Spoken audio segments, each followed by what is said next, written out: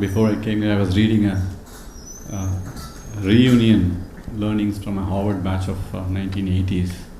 I think one of the many things they have learned over the last 30 years, one key thing they have learned is money is not equal to happiness, but money helps you to focus on things that can bring happiness to your life. So, and that's the reason money making is important and wealth is important, and E.T. Wealth has done phenomenal work in disseminating information, knowledge over many years. So happy to be here. Just to kind of share the opening thoughts, and then we can definitely carry on.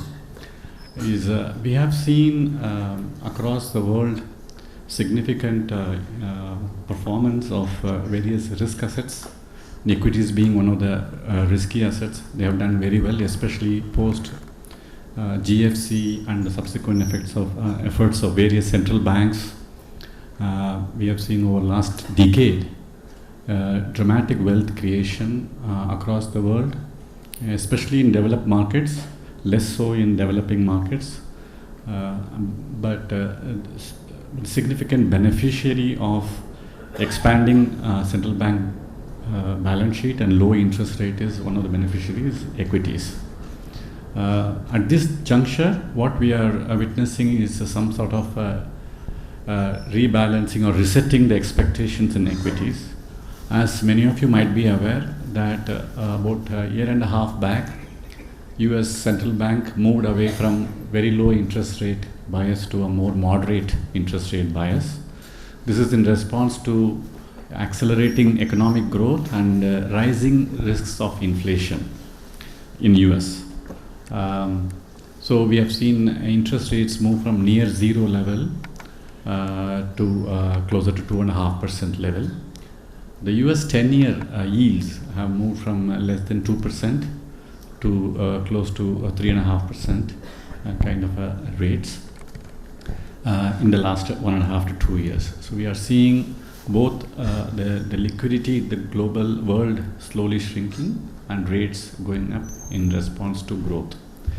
And now US Central Bank is not alone in this. There is the European Central Bank and there is a Japanese Central Bank. All are following more or less similar policies, but they are yet to act decisively on hiking rates. As of now, only US has been hiking rates. So we expect over a period of next 1 to 1.5 years, the other central banks also to start hiking rates, as now the world is no longer in any kind of major financial trouble, and therefore it helps to normalize interest rates. This is a primary trend which is impacting stocks globally as well as in India. So if you look at US markets also, over the last 2 months it has shed almost all the gains that are made in the year. And India, we touched a peak in 31st August 2018 in terms of Sensex or NSE 500. And since then we have lost about 15% in the value of the stocks on an average. Of course, some stocks have gone up even 30, 40, 50% as they are considered to be more risky.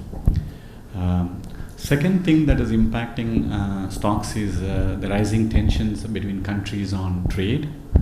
The well-known trade spat is between US and China, but there are many other countries who are also in the same trade war or erecting trade barriers for various reasons. The primary reason is they are trying to protect their domestic industries and domestic jobs as against imports.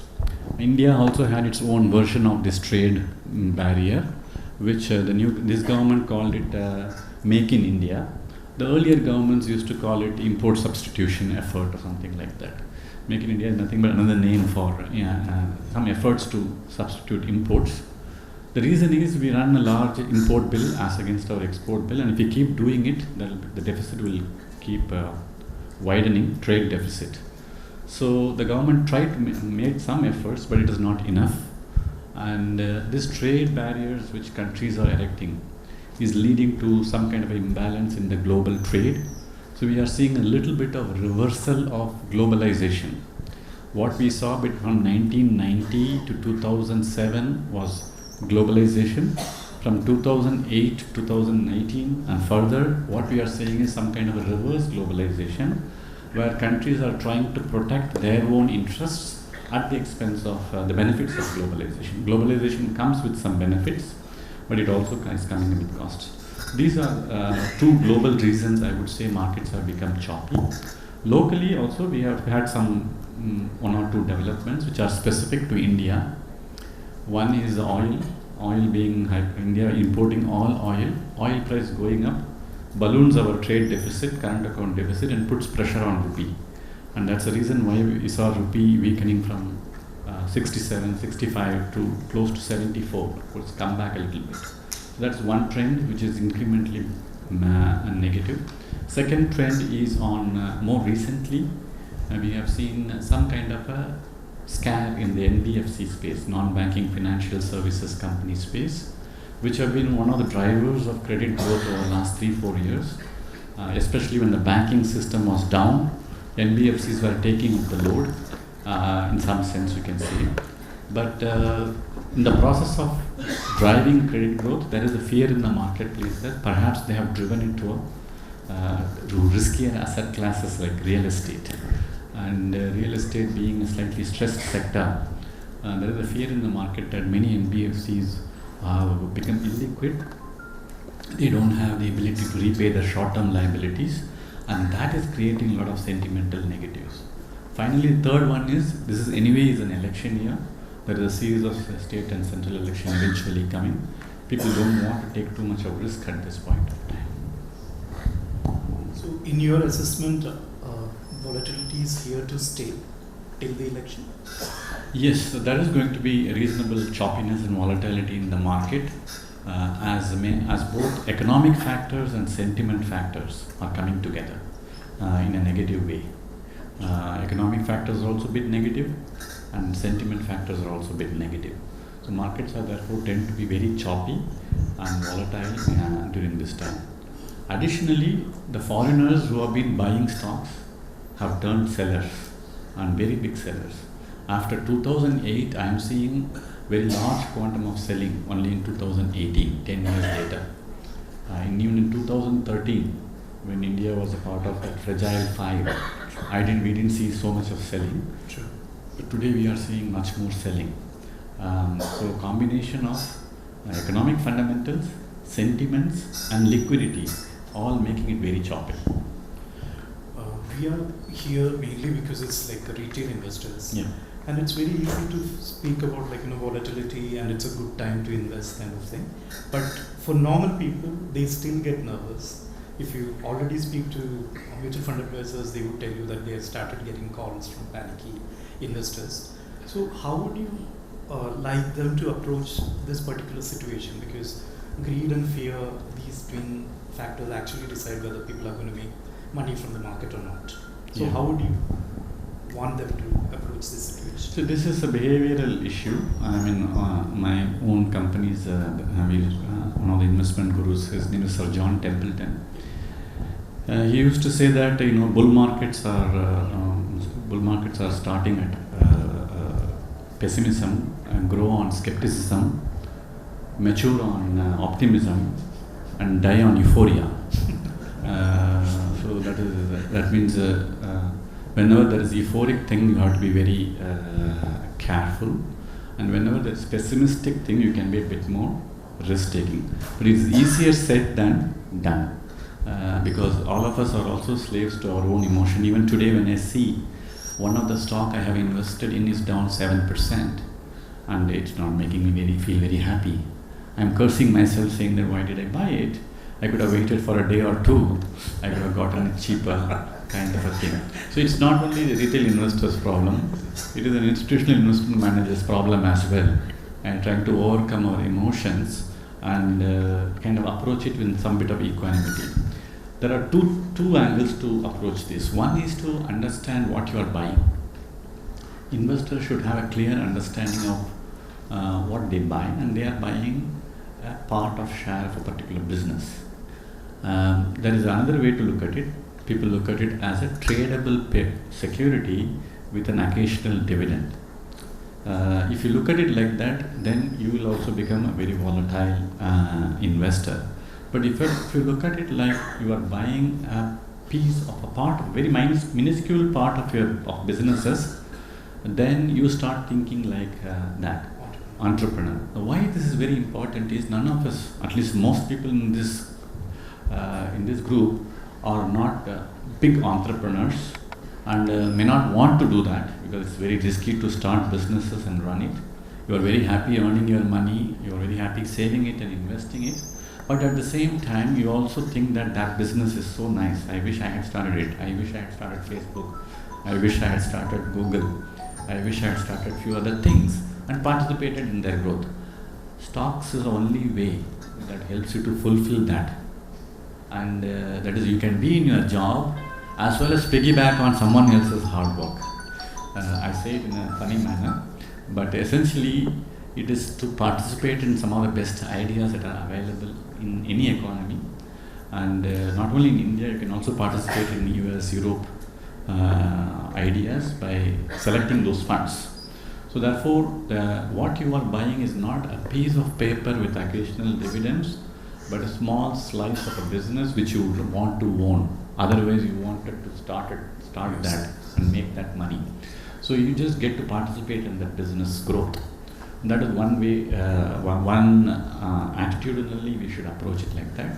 Second is, don't put all the eggs in one basket, which is age-old, tough to again follow. Most of the time, people who invest in mutual funds are also invest in stocks directly, and they tend to have very concentrated stock positions, which when something negative happens, they tend to lose a lot of money. So diversification is a very less understood concept, but is most useful in a practical sense to protect your money. So diversify across assets, within asset class also have a diversified set of holdings. Even within mutual funds, I would not advise to own only one kind of a mutual fund. I would advise to own multiple kinds of mutual funds within equities. Second is that. Third, of course, is having the systematic approach. Bulk of us in our childhood would have seen our parents do recurring deposits as a way of saving money. The same recurring deposit in mutual fund parlance is called SIPs, systematic investment plans. The thing is with the SIPs is people are comfortable doing SIPs on an upwardly trending market, but they are extremely uncomfortable doing SIPs on a downward trending market. Whereas it is only useful, SIP is only usefulness is if you do SIP during downward trending market. In upward trending market, you are better off by doing lump sum. So the main usefulness of SIP is to not to stop it. You can stop it once the market turns around, doesn't matter. But one should continue the SIPs as things keep going down, because you get to buy the same stocks at cheaper and cheaper prices, and it kind of averages, and with the same amount of money you will end up buying more and more number of stocks in quantity of stocks, mutual fund units in our case. So it's very beneficial in that sense. The benefit of it won't be immediately visible. The benefit will be visible after some time. That is when things started normalizing. Franklin Templeton Mutual Fund as an institution sticks to its philosophy, whether it's like any scheme, you stick to it irrespective of like what market does. Even earlier, before the recategorization, your schemes never used to be like changed from the market. So from your institution, what can the... So there are 2 or 3 simple thumb rules we follow in investing, which I think anyone can follow. It's not a rocket science. Okay. One is that growth is the best antidote for wrong timing. That is, if you buy a stock at a wrong time, but if the underlying company is growing reasonably well, even though in the shorter term the stock price can correct, over a period of time, the underlying company's growth compensates for that, and eventually the stock reaches new valuations, because stock's value is only related to the profits, and as long as the profits are growing at a good compounding pace, you are pretty safe. So I would say growth is a good antidote for errors in timing, and we strongly believe that. So why that is very important in practice is that we have to try and make efforts to find businesses that are growing at a reasonable pace. I mean, in India, the reasonable pace is anywhere between 12 to 15% kind of a growth rate over 3, 4, 5 years. Is something, if a company continues to do that, your money will yield more returns than your FDs or some of the other forms of investments. So that is one. Second, the paradigm we follow is something called quality. The quality is a very nebulous concept, but you need to establish it. By quality means the kind of managers who run that business, have they done lots of mistakes in the past? Have they not done? Generally, they have done what is right in that business. Suppose, for example, if I ask you, a consumer staple company like Hindustan Lever or IT company like TCS Infosys versus, let's say, a commodity company like Jindal Steel and Power or Steel Authority of India Limited, you can easily identify why one is better than the other, because in the former case they have been very stable growth, they have been very careful in their money, they pay out almost all parts of their profits as dividends, and whereas in the later case we have seen significant capital allocation to risky projects and which have not yielded returns over a period of time. So when you say quality, I mean that the ability of the managements to run the businesses well is one. And second is, of course, following the right practices in terms of policies, whether it is accounting policy or corporate governance practices, etc. Third is how well they manage their money, capital. If they don't want money, they should give it back to the shareholders. Many companies tend to hoard money, hoard cash in their balance sheet without returning. So there are various elements of quality. We can pick and choose what we want. But I wish every investor apply some filter on whether that company or a thing which you are investing in has good quality, good practices which follow. These are the two primary, I would say, filters which we Franklin Templeton follow. Now, with respect to being disciplined, is again many times people tend to buy stocks because they are going up, or tends to sell it down because they are going down. This is called momentum investing. Now, momentum investing is good in the short term, but very bad in the long term, because if you keep getting momentum right, you will make money, but at some point you will stop getting it right and you will start losing money. And when the momentum changes one way or the other, then the losses can manifold increase. So momentum investing is good in short period, but very bad over a period of time. So what we try to avoid is buy what is fashionable or fad. I wouldn't say blanket we will avoid. We will be very, very skeptical of any new ideas, concepts, narratives which are not time tested, have not seen the ups and downs and cycles. Then you need to apply more rigorous filters to make sure that what you are not walking into is a trap. And if you do that consistently, you may miss out some good ideas, but you will end up at least not making too many mistakes. We will take a few questions. My name is Thomas. You spoke about the diversification, but some mutual funds say that the focused investments are better. That's one question. Second one is, if diversification to the, as per your thing, you have one fund called US Feeder. That's how far is going to be benefit the Indian investor. How much investment can I make, say 10% or 15% in terms of geographical diversification? Aggressive concentrated approach is not for ordinary investors. It is only for people who think or who strongly believe they know. The difference between being focused versus diversified, focused investor says I know, and diversified investor says I don't know. I don't know what can go wrong. So how do I protect myself when I don't know what the risks are going to be? So the approach is slightly different. So who says I know? Who says I am very sure is a person who has spent a lot of time, who's understood the market, who's kind of master of all the risks, or at least knows where it is going to come from. And then they say, okay, fine. Given this, I am going to be very focused. I am going to take a few concentrated bets, and if it pays off, I'm going to make much more money than the diversified investor. But the payoffs can be good or extremely negative. The flip side is, if you get your concentration or aggressiveness wrong, then you end up making much less money or more negative returns in case of market fall on the other side. So risks come with twin edges. If you aggressively concentrate, if you get it right, you will make a lot more returns. If you don't get it right, you will make a lot less return. I wouldn't advise it for normal investors. It is only for niche investors. It is for people who know what they are doing, and people who also know where they want to concentrate, or they trust a particular portfolio manager to do that job for them. So it is only, I would say, as a supplementary strategy to the core strategy. The core strategy should be that of a reasonably well diversified multi-cap strategy.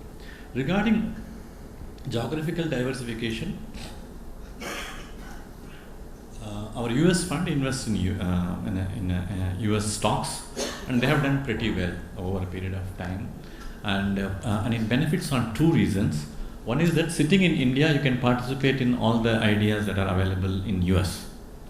So most investors are unable to participate in some of the good ideas that are available across the world. You want to invest in the best search engine, you have to only invest in Google. You want to buy best social media companies, whether it is Facebook or Twitter, you have to go and buy it in US. You want to buy best retailers, best technology companies, best chip manufacturer or mobile phone manufacturers, you have to buy it in US or Europe or in some parts of Asia. So being in India should not constrain your investment horizons. Sitting here, is it possible for you to buy those stocks? There are two ways you can do it. One is government has this annual quota of money, which you can convert from rupee to dollar, take it to some account in US or Europe or Singapore, and use some fund, and from there you can buy it. Other is just to buy an US fund, international fund, US fund, European fund. So more than, I would say, first benefit is it helps you to participate in ideas behind your geographic horizon. Second thing is this diversification, how it works, is that most countries are, of course they are correlated, but some are less correlated with others. So what happens when your stock markets are going, suppose tomorrow the government dissolves in India, our markets may go down, but US markets may not go down, or European markets may not go down. So it helps you to diversify away specific risks of a particular country. Now we are lucky to be in India because the risks are not many, but you are sitting in, let's say in Pakistan or Turkey or some other country, investor, and local markets are not that attractive for you to invest. Then how do you do it? You have to get out to invest that money. But even then, I would say that even if you are an Indian investor, it makes a lot of sense for one to save a little bit of, invest a little bit of the money in some of the better ideas available elsewhere, because those companies are technology leaders, disruptionists, or what they call as unicorns, and they generate a lot of wealth over a period of time. And our own US funds started at 10 rupees NAV, is today at 28, or it touched 32 or something. It has come off a bit. It is at 28. Third benefit is rupee. It hedges you against rupee depreciation. Sitting in India, we don't know. Our rupee NAV is going up, but the dollar value of our rupee is constantly going down. So if you travel abroad, you will be able to figure out that 5 years back versus now, you will have to spend more money to get the same dollars. And so overseas traveling has become expensive because the rupee has depreciated against dollar or euro. So in some sense, why is rupee depreciating is of our own problems. We have deficits, fiscal deficit, current account deficit, high interest rates, high inflation. What is the compensating factor for all of this is currency. So once, how do you protect yourself from currency getting devalued or depreciated, is to keep some part of your assets in non-rupee denominated assets. It can be dollar, it can be euro. The overseas funds help you to do that. So there are three benefits: participating in good ideas, benefit from less correlation, and rupee. Next question. happened of late, the private sector banking. I want to know, suppose talk about 3 to 5 years time, what do you see on banking sector? So the big picture is India is underbanked. However much we may not agree with it being in metro situations, but essentially the use of banking services in India is less on average. Only very recently people opened accounts, and even those accounts, they are not active. So people prefer to transact in cash, people prefer to not use banking system, whereas globally it is 100%. I mean, I'm talking about developed markets. So, and then part of our economy is also running on informal banking channels, that is unorganized lending channels and unorganized barter channels, like you use cash and other things as barter.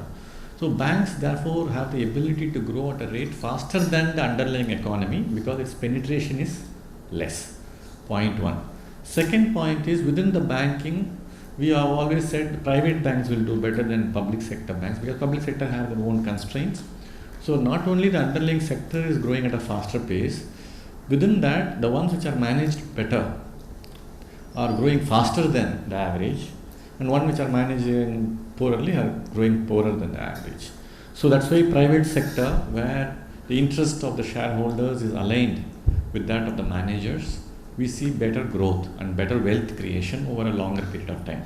It may be another fact that they are going through some challenges in the nearer term, but the structural story is this too.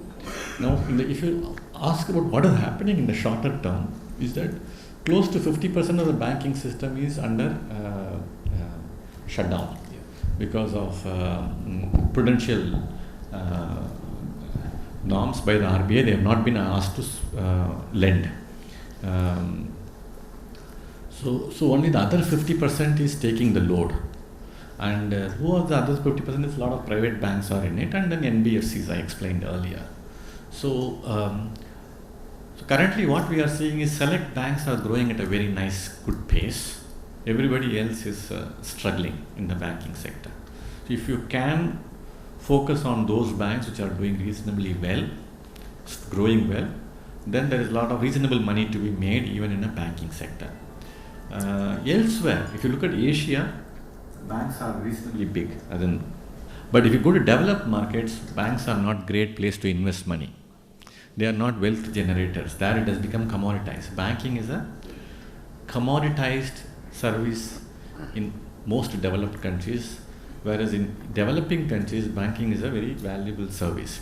That's why we leave 40% of our money in current and savings account. Though we know that you are investing in FDs, on debt mutual funds and equity mutual funds will give better returns. Most people still have not gotten to that habit of moving money from the current account and savings account into more earning assets. Banks are benefiting from that. You leave more money in CASA. Banks have cheap source of funds and they lend that money in the marketplace, and the spread goes to who? Spread doesn't go to the depositors, it goes to the shareholders. So India is a very high CASA economy, which is very unique to Indians. So banking system therefore has these kind of benefits. There are risks, of course. Any bank comes with a lot of risks, because essentially you are borrowing money and you are lending money. So if the money doesn't come back, you are going to default to the your own the people whom you are borrowing from. In our case, it is depositors. So it's a leverage game. If you don't manage the credit risk well, chances are that you will fail. And India has a few examples of failures in the banking system, not well known. Of course, government keeps bailing them out every now and then in the public sector space. But even in private sectors, companies like Global Trust Bank, Centurion Bank, or Bank of Rajasthan, we have seen companies, banks go through tough time and near bankruptcies. My name is Sundari. I'm wondering, every month they say there's a systematic investment plan of 6,000 crores, 7,000 crores, 8,000 crores pouring into mutual funds. So what will the mutual fund manager do? Because the PE ratio will keep on increasing. So how do you manage it? You can't sit on cash. Luckily, India doesn't have only Indian mutual fund managers, right? So we are not the only investors. In fact, foreigners own more equities in India than Indians, Indian investors. They own literally thrice the value of stocks which Indian investors own. So we buying, they are also selling. So the price need not have to always go up because of there are sellers in the marketplace. Now thing is, do we end up buying the same stocks which have become more and more expensive as fund managers? That's the question I think is implicit in your question is we tend to buy the same stocks and it keeps going up and then suddenly when it stops going up, it falls. Now that is not what we are supposed to do. We have to find stocks to buy and stocks to sell at every level of the market. Whether the markets are at 40,000 or at 20,000. At 20,000 also there are stocks which are worthy to sell. Okay. You will find a lot of stocks to buy, Yep. but you should be able to sell stocks. Similarly, at 40,000 index also, we think that we are able to find companies which are worthy to buy. It's another fact that how much of it we are able to really practice, but that's the effort we make. As in, when the money comes, we want to identify companies which have not gone up that much. I'm putting it real simplistically, which have not participated in the entire rally. For example, if you look at some of the stocks like Tata Motors or Hero MotoCorp, I'm giving one or two examples. Over last 2 years, they have not given any return. Markets have gone up 50%, whereas these stocks did not move up at all for some their own reasons. So then we might think that it is safer to buy them than let's say buying Maruti at 9,500 rupees or Eicher Motor at 3,000. So within auto stocks, if you give me money, I will be able to differentiate what to buy and what not to buy. Similarly within banking, similarly within telecom, every sector we need to make that conscious choice of what you are buying. Do we have adequate margin of safety or not? Are you comfortable buying it at these levels or you are not? Only with that, so we don't end up buying all the stocks in the portfolio. We'll probably end up buying 1/4 of the stocks in the portfolio, depending upon whether we are comfortable buying that. You said that market is already corrected by 15%, equity market. So can we move our debt fund to equity fund like now that the correction has already happened?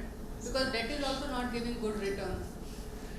But debt yields have also moved up, which means if you own now, from now to next 1 year, they will give 8% or 9%. Equity fund managers always will say buy equities. So you should not ask equity fund manager their view on equities. But correction is an opportunity to buy. Bond prices have also corrected. Equity prices have also corrected. So even if you are a bond fund investor, fixed income fund investors, one should be careful because the yields are pretty high. Some of our funds are going to give 9 to 10% return. Just buying it now and holding it for 1 year without taking much risks, we will end up getting 9% return because the running yield of the portfolio is 10.5%. So bonds also will give stable return, equities will give volatile returns, but my suggestion is keep nibbling as it keeps coming down. Keep nibbling means buy in small quantities. Anand, you spoke about asset allocation. I think here also it happens because when you are allocating money to debt funds, it's like your short-term goals. Yes. When you are allocating Getting money to liquidating equity, more it's for and more. long-term. Yeah. So you shouldn't really take Yeah. those goals and then put it in this basket. Well Then said, you- extremely well said. Yeah. Do you see any risk in the debt fund because of ILFS and all the? There is, we never say there is no risk. So, we hedge all the time. Lot of, I know. So there is a risk, of course, there are risks of contagion, what we call it as the risk spreading from one company to the other. Now what happens is, first is ILFS, they may fix the problem, I don't know. But even assuming that the current situation continues, the people who have lent to ILFS will slowly start feeling the pressure. And then one of them, and they will go under, they will also have a liquidity issue, and that is called contagion. You start getting the disease from primarily the first company, you also incur that disease. And then it becomes one after one. That is all becomes collateral damage. So the contagion spreads and becomes collateral damage along the way. Even up to, it can go up to good banks itself.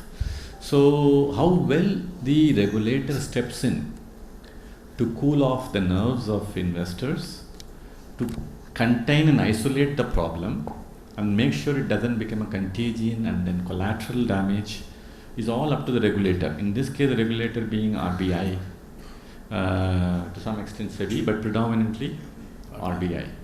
RBI has been remarkably cool about it.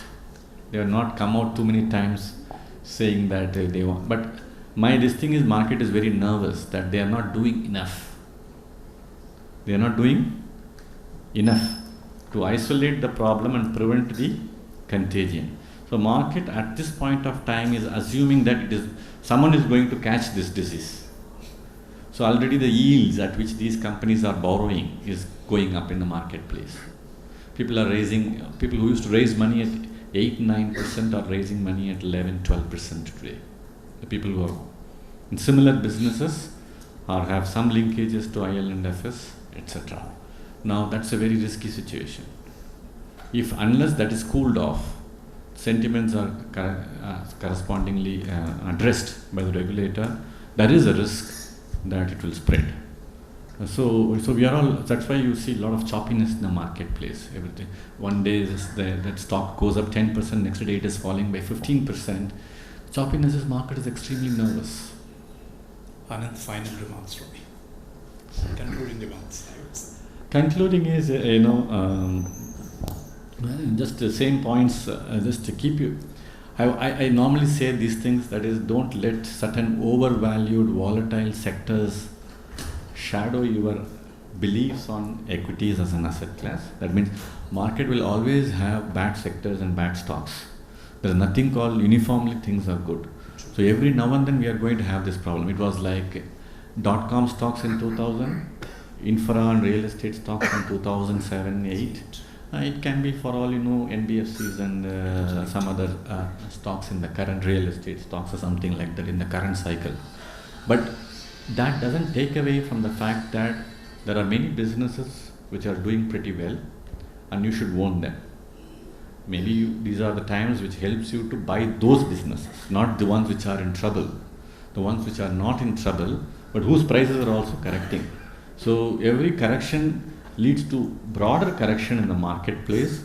Even good companies' prices also correct, and that's the reason why we say buy it when it is down. Not for buy the stocks which are down most, but buy the stocks which are down because of these stocks, because of these sentiments. So it's therefore very important to play the down cycle, and that's the single biggest message I will give. Thank you so much. Thank you. Thank you so much.